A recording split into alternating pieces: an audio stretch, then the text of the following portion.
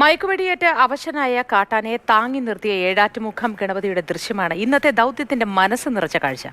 Cameraman Faisal അന്നമനടയാണ് കാട്ടാനകളുടെ സൗഹൃദത്തിന്റെ ഊഷ്മള ദൃശ്യം മാതൃഭൂമി ന്യൂസിനായി പകർത്തിയത്.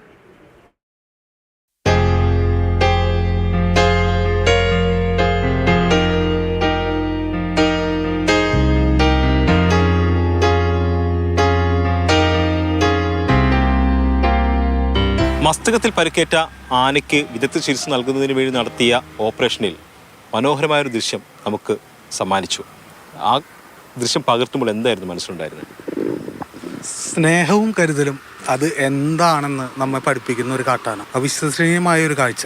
തൻ്റെ ഒരു സഹോദരനെ ഒരു ആപത്ഘട്ടത്തിൽ ചേർത്ത് പിടിക്കാൻ ശ്രമിക്കുകയും തൻ്റെ കൈപ്പിടിയിൽ ഒതുങ്ങാതെ അത് നിലത്തേക്ക് വീഴുകയും അത് കഴിഞ്ഞ് ഒച്ചയുണ്ടാക്കിയ ആളുകൾ ഭയപ്പെടുമ്പോൾ തിരിഞ്ഞു നോക്കിയുള്ള ഒരു ഓട്ടവും മനസ്സിനെ ഒരു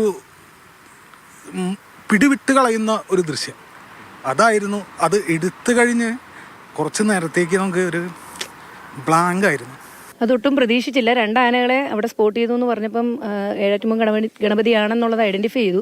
പക്ഷേ ഈ ഡാട്ട് ചെയ്ത് കഴിഞ്ഞപ്പം അത് കൊടുത്ത സപ്പോർട്ട് നമ്മളെല്ലാവരെയും അതിശയിപ്പിക്കുന്നതായിരുന്നു.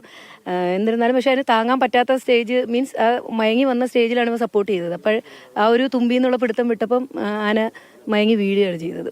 ഇത് കണ്ടപ്പോൾ ഇങ്ങനെ ഒരു ഷോക്കഡ് അവസ്ഥയിലായി പോയി.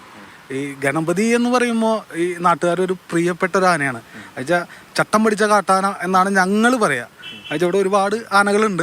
അതിൽ ഏറ്റവും ഇഷ്ടമുള്ള ആളുകൾക്ക് ഇഷ്ടമുള്ള ഒരു ആനയാണ്. ലോകത്തുള്ള എല്ലാ മനുഷ്യന്മാർക്കും പ്രചോദനമാകുന്ന ആ കാഴ്ച പകർത്തിയ ഫൈസലിനൊപ്പം ബിനു തോമസിനുമൊപ്പം എസ് അരുൺ ശങ്കർ, മാതൃഭൂമി ന്യൂസ്, ആതിരപ്പള്ളി.